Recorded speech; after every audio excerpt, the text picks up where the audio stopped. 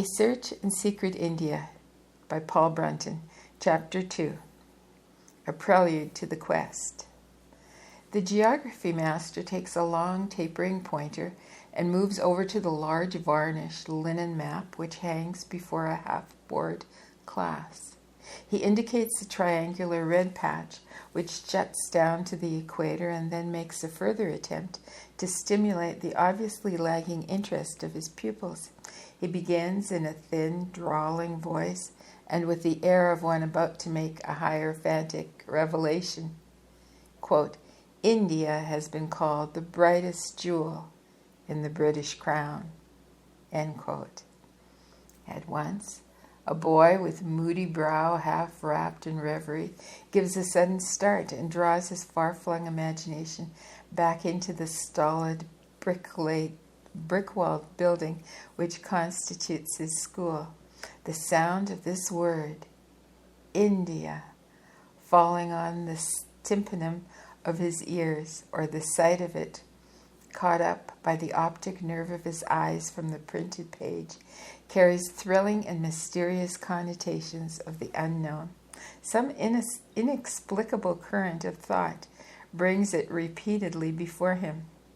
When the mathematics master believes that his pupil is laboriously working at an algebraic problem, little does he know that the young rascal uses the school's desk for ulterior purposes.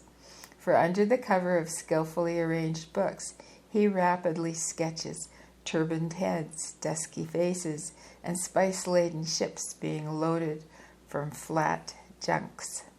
The youthful years pass, but this interest in Hindustan remains undimmed. Nay, it spreads and embraces all Asia within its eager tentacles. Ever and anon he makes wild projects to go there. He will run away to sea. Surely it would be then a matter of enterprise to get some brief glimpse of India. Even when projects come to naught, he talks rhetorically to his schoolmates until one of them falls an easy victim to his immature enthusiasm. Thereafter they conspire in silence and move in secret. They plan an adventurous tramp across the face of Europe. It is then to continue into Asia Minor and Arabia, until the port of Aden, Aden, is reached. The reader, contemplating the innocent boldness of that long walk, will smile. They believe that a friendly ship captain could be approached at Aden. He would undoubtedly prove a kindly, sympathetic man. He would take them aboard his steamer, and a week later they would begin to explore India. Preparations for this protracted excursion go on apace. Money is thriftily collected, and what they naively imagine to be an explorer's outfit is secretly bought together. Maps and guidebooks are carefully consulted, the colored pages and attractive photographs raising their wanderlust to fever heat. Finally, they are able to fix the date when they intend to snap their fingers at destiny and leave the country. Who knows what lies around the corner? They might have saved some of their youthful energy and conserved some of their early optimism. For an unfortunate day, the second boy's guardian discovers the preparation. On an unfortunate day, the second boy's guardian discovers the preparations, elicits further details of the affair, and comes down with a stern hand. What they suffer as a result is not to be related. The enterprise is reluctantly abandoned. The desire to view India never leaves the promoter of that unfortunate expedition. The dawn of manhood, however, brings bonds in the form of other interests and holds his feet with enchanting duties. Enchaining duties. Enchaining duties. That desire has to be put regretfully in the background. Time turns page after page of the calendar of years until he meets unexpectedly with a man who gives a temporary but vivid life to the old ambition.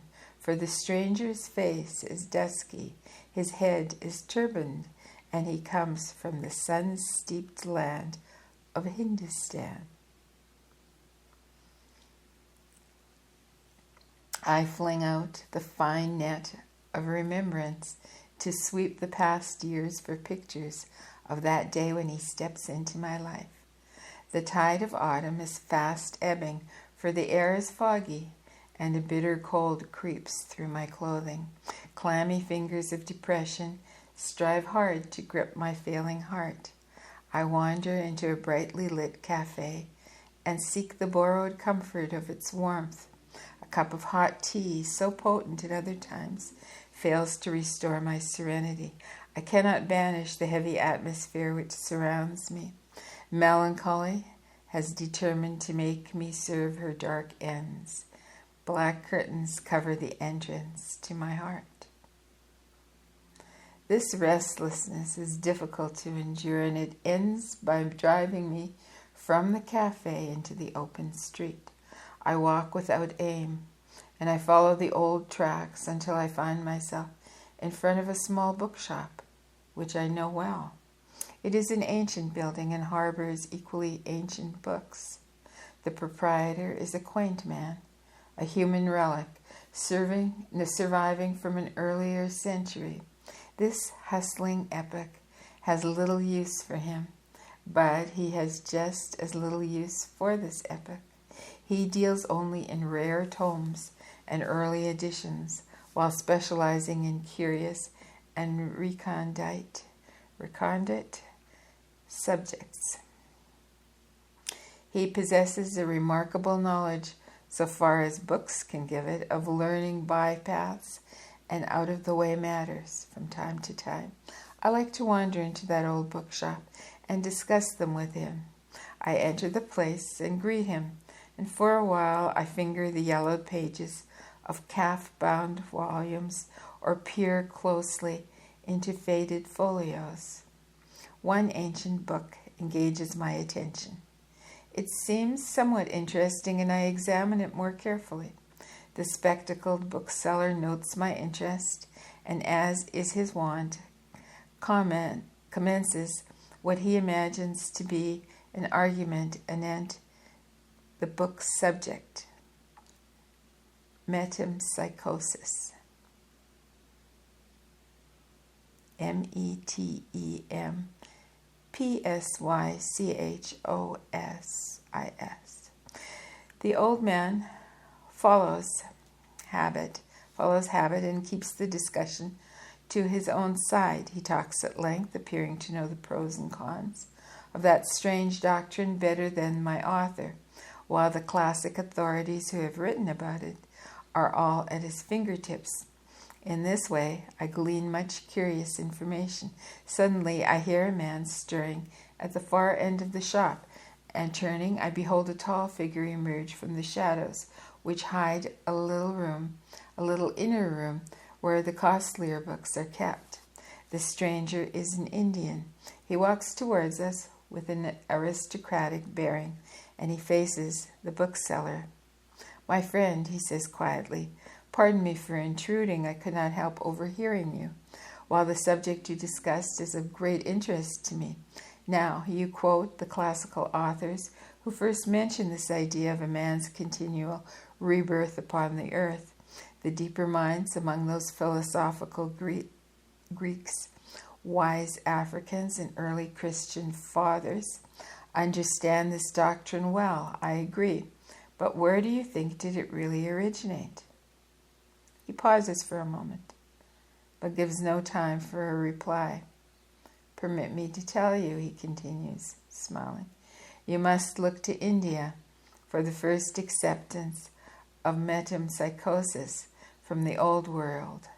It was a cardinal tenet among the people of my land, even in remote antiquity."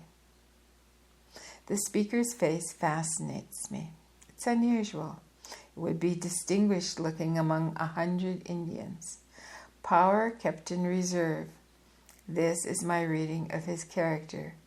Piercing eyes, strong jaw, a lofty forehead make up the catalogue of his features. His skin is darker than that of the average Hindu. He wears a magnificent turban, the front of which is adorned with a sparkling jewel. For the rest, his clothes are European and finely tailored withal. His slightly didactic statement does not appeal to the old gentleman behind the counter. In fact, vigorous opposition is offered to it. How can that be, comes the skeptical observation, when the East Mediterranean cities were flourishing centers of culture and civilization in the pre-Christian era? Did not the greatest intellects of antiquity live in the area which embraced Athens and Alexandria? So surely their ideas were carried southward and eastward until India was reached. The Indian smiles tolerantly. Not at all, is his immediate reply. What really happened was quite the reverse of your assertion. Indeed, you seriously suggest that the progressive West had to receive its philosophy from the laggard East? No, sir. Expostulates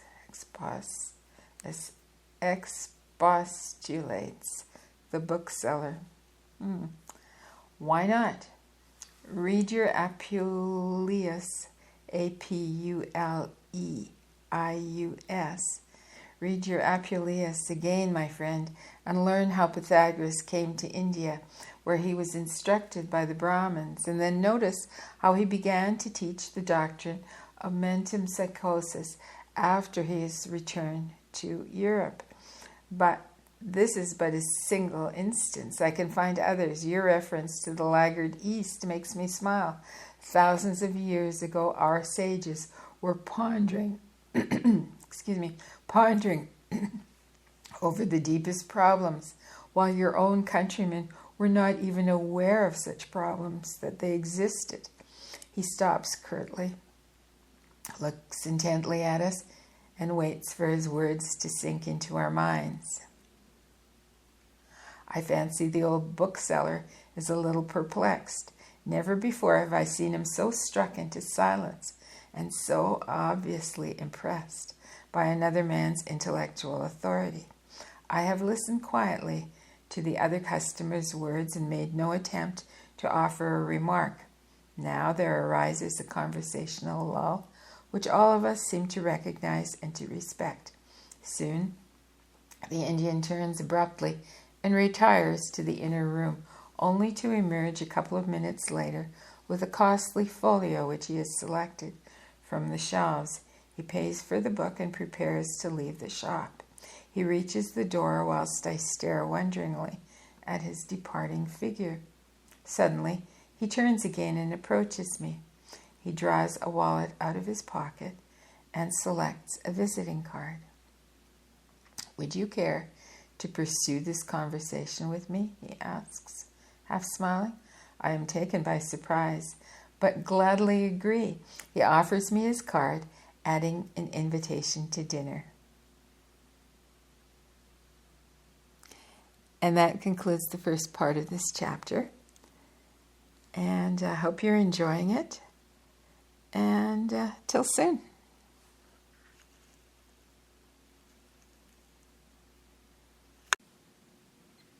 A Search in Secret India by Paul Brunton. Chapter 2, A Prelude to the Quest. And this is the second part of Chapter 2. I set out towards evening to find the stranger's house, a task not without its discomfort, for I am accompanied by an unpleasant fog which has descended quickly upon the streets. An artist, I presume, would find a touch of romantic beauty in these fogs, which sometimes brood over the town and dim its lights. My mind, however, is so intent upon the forthcoming meeting that I see no beauty and I feel no unpleasantness in the surrounding atmosphere. A terminus is set to my travels, by a massive gateway which suddenly looms up. 2 large lamps, as in greeting, are held out by iron brackets. My entry into the house is followed by a delightful surprise, for the Indian has given no hint of this unique interior upon which he has obviously lavished a fine taste and free purse. Let it suffice that I find myself in a great room, which might be part of some Asiatic palace for aught I know. So exotically is it furnished, and so colorful are its gorgeous decorations. With the closing of the outer door, I leave behind the gray, bleak Western world. The room has been decorated in a quaint combination of Indian and Chinese styles. Red, black, and gold are the predominating colors. Resplendent tapestries bearing sprawling Chinese dragons stretched across the walls. Carved green dragon heads glare fiercely from all the corners, where they support brackets which carry costly pieces of handicraft. 2 silken mandarin coats adorn both sides of the doorway. Boldly patterned Indian rugs repose on the parquet floor, one's shoes sinking delightfully into the thick pile. A gigantic tiger skin stretches its full length in front of the hearth. My eyes meet a small lacquered table which stands in one corner. Upon it rests a black ebony shrine with gilded folding doors. I glimpse the figure of some Indian god within the recess. It is probably a Buddha, for the face is calm and inscrutable, and 2 unwinking eyes gaze down at its nose. My host greets me cordially. He is impeccably dressed in a black dinner suit. Such a man would look distinguished in any company in the world, I reflect. A few minutes later, we both sit down to dinner. Some delightful dishes are brought to the table, and it is here that I receive my invitation into the pleasures of curry, thus acquiring a taste which is never to leave me. The servant who attends on us provides a picturesque note, for he wears a white jacket and trousers, a golden sash, and a spotless turban. During the course of the meal, our talk is superficial and general, yet whatever my host says, whatever subject he touches, his words invariably carry an air of finality. His statements are so phrased that they leave one with little ground for argument. His accents are so confident that his talk sounds like the last word upon the matter.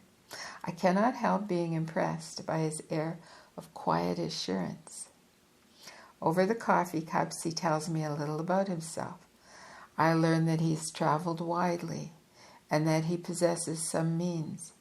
He regales me with vivid impressions of China, where he spent a year, of Japan, whose amazing future he tersely predicts, of America, Europe, and strangest of all, of a life in a Christian monastery in Syria, where he had once spent a period of retirement. When we light our cigarettes, he touches on the subject which was mentioned at the bookshop. But it is evident that he desires to talk of other things, for he soon leads the way to larger issues and broaches the subject of India's ancient wisdom. Quote, "Some of the doctrines of our sages have already reached the West," he remarks impressively, "but in most cases the real teachings have been misunderstood. In a few instances they have somehow been falsified. However, it is not for me to complain. What is India today? She is no longer representative of the lofty culture of her past. The greatness has gone out of her. It's sad, very sad. The masses hold on to a few ideals at the cost of being enmeshed in a fussy tangle of pseudo-religious fetters and unwise customs." End quote. What is the cause of this degeneration, I ask him. My host is silent. A minute slowly passes by. I watch him while his eyes begin to narrow until they are half closed, and then he quietly breaks the silence. Alas, my friend, once there were great seers in my land, men who had penetrated the mysteries of life. Their advice was sought by king and commoner. Under their inspiration, Indian civilization reached its zenith. Today, where are they to be found? 2 or 3 may remain unknown, unrecorded, and far from the mainstream of modern life. When those great sages, rishis we call them, began to withdraw from society, then our own decline also began. His head drooped till the chest must support the chin. A sorrowful note has entered his voice with that last sentence. For a while he seems withdrawn from me, his soul wrapped in melancholy meditation.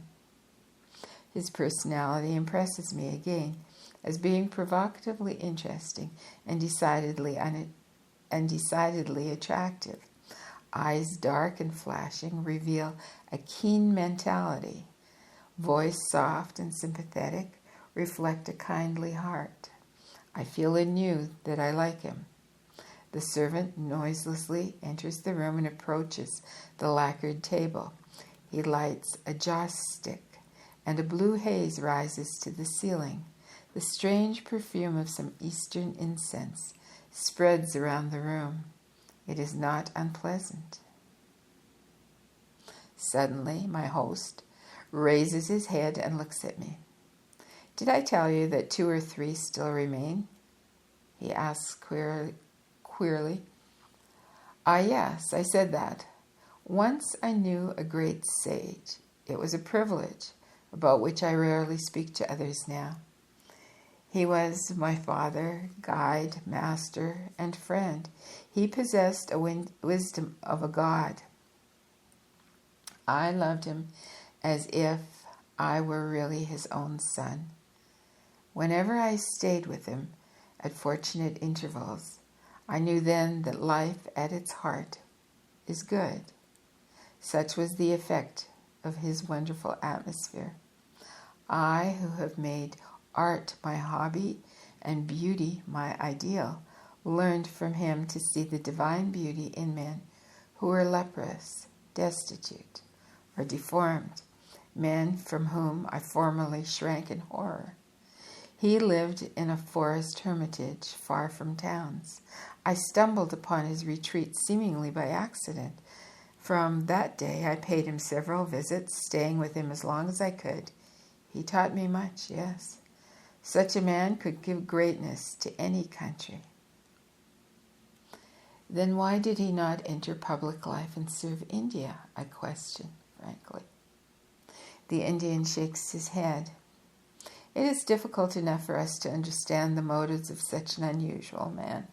It would be doubly difficult for you, a Westerner, to understand him.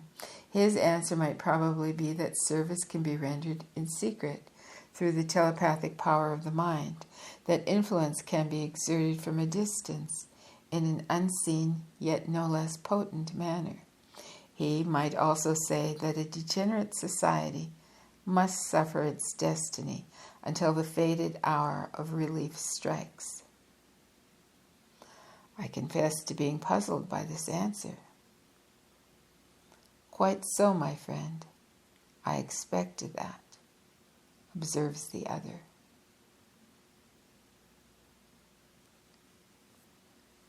And that concludes that section of chapter 2. Till soon.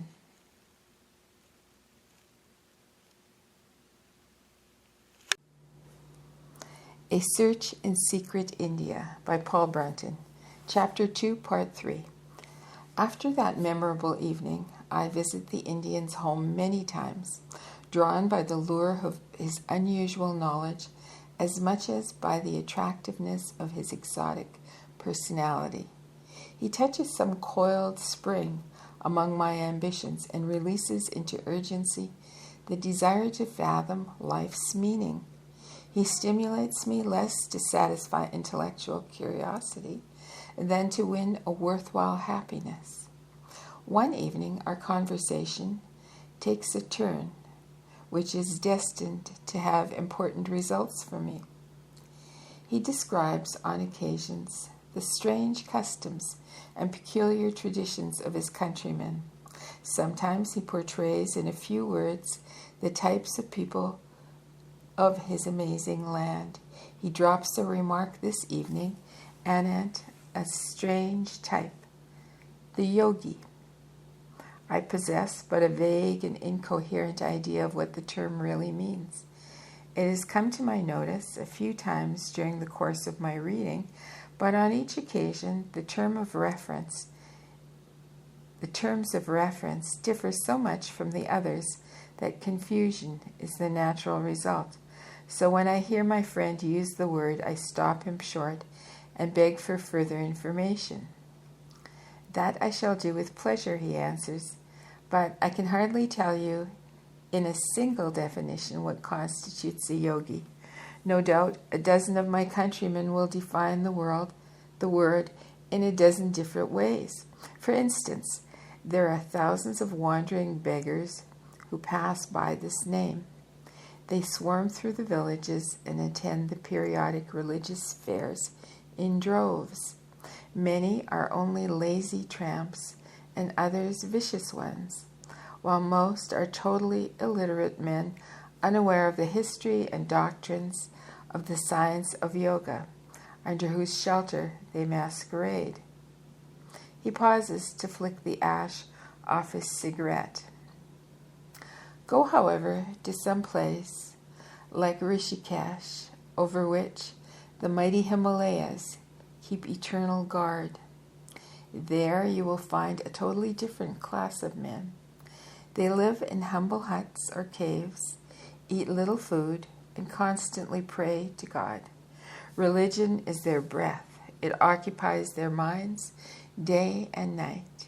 They are mostly good men studying our sacred books and chanting prayers, yet they too are called yogis.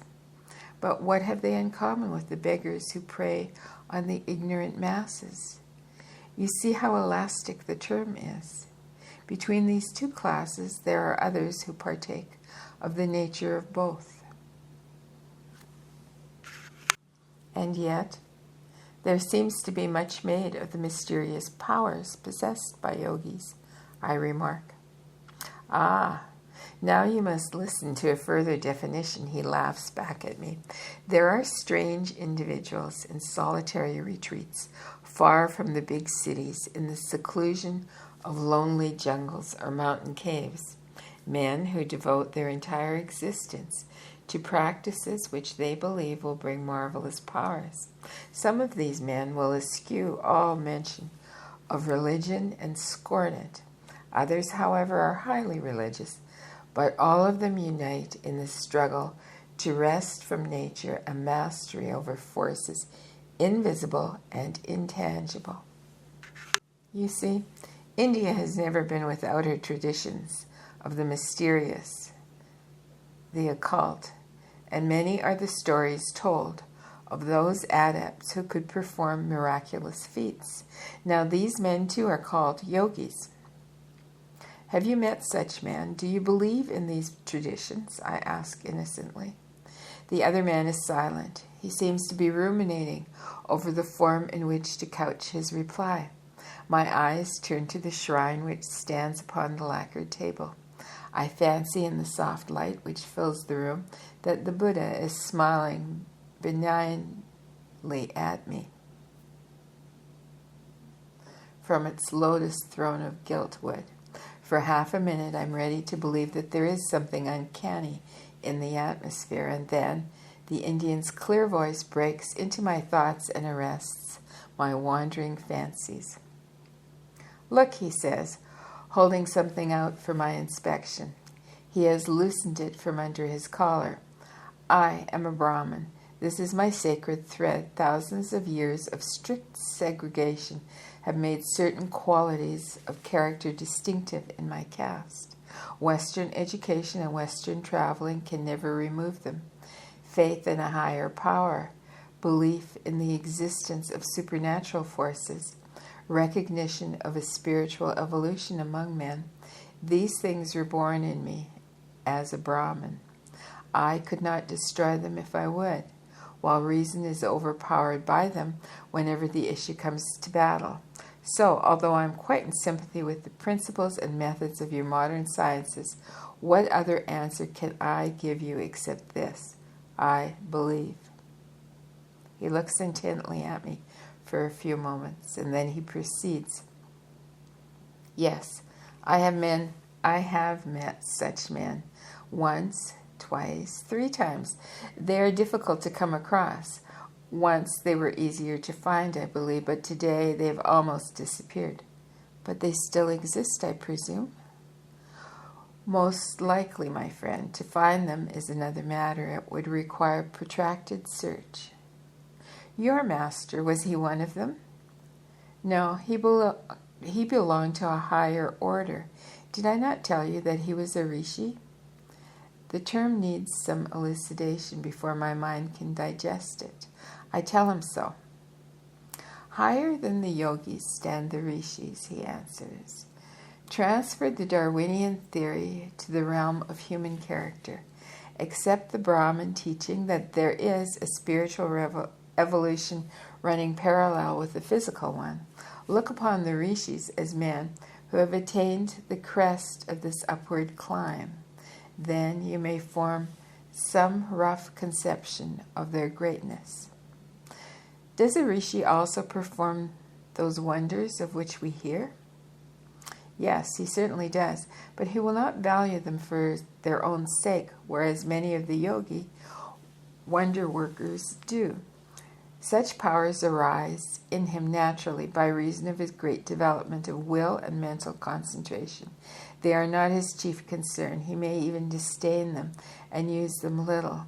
You see, his first purpose is to become inwardly something akin to those divine beings of whom Buddha in the East and Christ in the West are the most illustrious examples. But Christ worked miracles. He did. But do you think he performed them for any vain self-glory? Not so. He desired to help the souls of ordinary people by thus catching their faith. Surely, if such men as rishis existed in India, multitudes would flock out after them, I conjecture. Undoubtedly, but they would first have to appear in public, and announce themselves for what they are. Only in the most exceptional cases have the rishis ever been known to do that. They prefer to live apart from the world. Those who wish to perform a public work may emerge for a limited time and then disappear again. I object that such men could hardly be of much service to their fellows if they hide themselves in inaccessible places. The Indian smiles tolerantly. That is a matter which comes within the province of your Western saying, appearances are sometimes deceptive. Without intimate knowledge of these persons, the world is not in a position to judge them accurately, if you will pardon my saying so. I have mentioned that the rishis did sometimes live for a while in towns and move in society. In olden times, when it was a little more frequent, their wisdom, power, and attainment became obvious to the public. Their influence was then openly acknowledged. Even Maharajas did not disdain to pay reverent homage to those great sages and to consult them for guidance in their policies. But, as a matter of fact, it is certain that the rishis prefer to exert their influence in a silent and unknown manner. Well, I would like to meet such men, I mutter half to myself, and I should certainly like to encounter some real yogis. You shall do so one day, without a doubt, he assures me. How do you know that? I ask, somewhat startled. I knew it that day we first met, is the astonishing answer. It came to me as an intuition. Does it matter what you call it? As a message deeply felt but inexplicable by outward evidences. My master taught me how to train this feeling, to develop it, and now I have learned to trust it implicitly. A modern Socrates, guided by his demon, I remark, half jocosely. But tell me, when do you think your prophecy will come true? He shrugged his shoulders. I am not a prophet, so I regret I cannot date the event for you. I do not press him, though I suspect he would say more if I would. I meditate on the matter and then offer a suggestion. I suppose you will return to your own country eventually. If I am ready at that time, could we not travel together? Would you not help me locate some of these men that we have been discussing? No, my friend, go alone. It will be better for you to do your own finding. It will be so difficult for a stranger, I complain. Yes, very difficult, but go alone. One day you will see that I am right. From that time, I feel strongly that a momentous day will dawn, which will find me at anchor in the sunny east. I reflect that if India has harbored such great men as the rishis in the past, and if, as my friend believes, there may be a few of them still in existence, then the trouble of locating them might be balanced by the reward of learning something of their wisdom. Peradventure, I might then gain an understanding and content which life has so far denied me. Even if I fail in such a quest, the journey will not be a vain one, for these strange men, the yogis, with their magic, their mysterious practices, and their strange mode of living excite my curiosity and arouse my interest. The journalistic grindstone has sharpened to an abnormal keenness my concern with the unusual. I am fascinated by the prospect of exploring such little-known trails. I decide to carry out my fancy to its full proportions, and when opportunity allows, take the first boat to India. My Oriental friend, who has thus cinched and rendered final his determination to trek towards the rising sun, continues to receive me at his house for several months. He assists me to take my bearings upon the swirling ocean of life, though he always refuses to act as a pilot across the uncharted waters which stretch before me. To discover one's position, to be made aware of latent possibilities, and to get one's vague ideas clarified is nevertheless of indubitable value to a young man. It is not amiss, then, if I pay my meed, M-E-E-D, of gratitude to that early benefactor of mine. For a dark day comes when fate spins its wheel once again and we part. Within a few years, I hear, seemingly by accident, of his death. Time and circumstance are not ready for my journey. Ambition and desire lure a man into responsibilities from which it is not easy to extricate myself. I can do little more than resign myself to the life which hems me in and watch and wait. I never lose faith in the Indian's prophecy. One day it is strengthened by an unexpected confirmation. Professional work throws me for several months into frequent contact with a man for whom I entertain a high respect and friendly regard. He is exceedingly astute and knows human nature through every letter of its alphabet. Many years earlier, he held the post of professor of psychology at one of our universities, but an academic life was not to his taste. He deserted it for pastures where he could put his amazing range of knowledge to a more practical use. For a time, he acted as advisor to magistrates of the business world. How often has he boasted of drawing several retaining fees from the chiefs of large firms?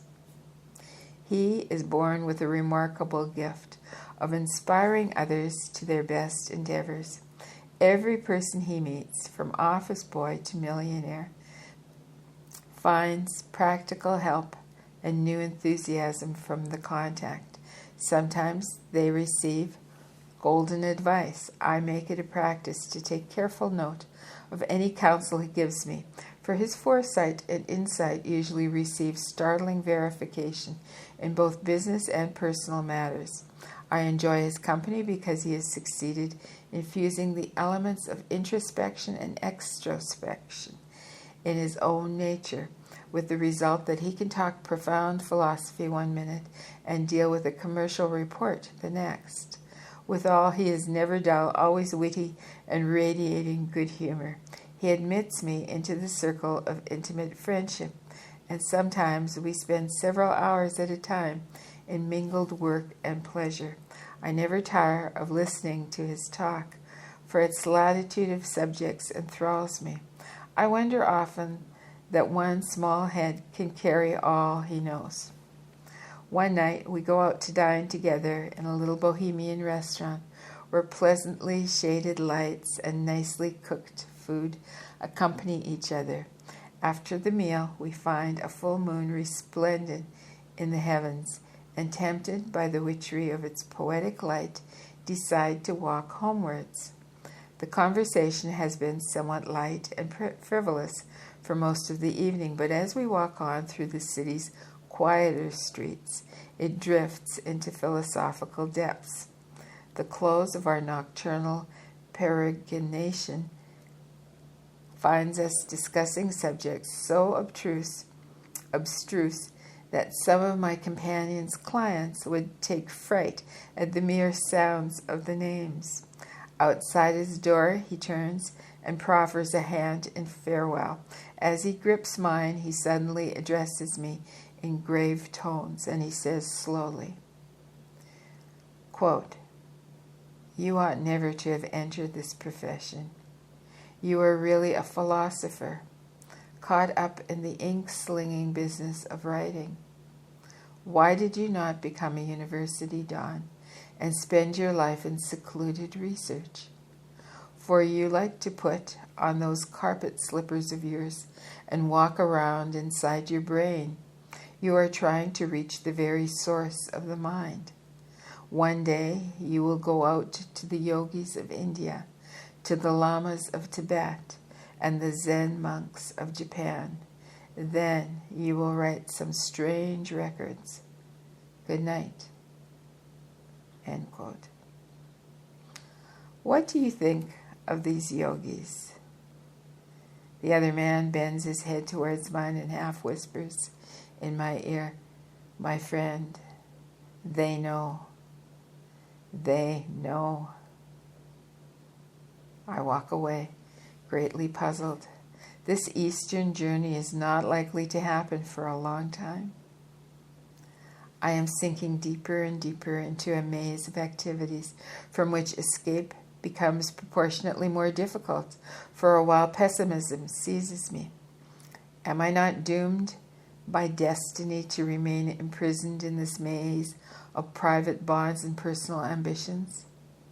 Yet my guess at the unseen writ is wrong. Fate issues its orders every day, and though we are not literate enough to be able to read them, nevertheless we unconsciously move about to obey. Before 12 months pass, I find myself disembarking at Alexandra Dock, Bombay, mingling with the motley life of that eastern city and listening to the weird medley of Asiatic tongues which contribute to its cacophony. And that concludes Chapter 2. Chapter 3 is entitled A Magician Out of Egypt. Till soon.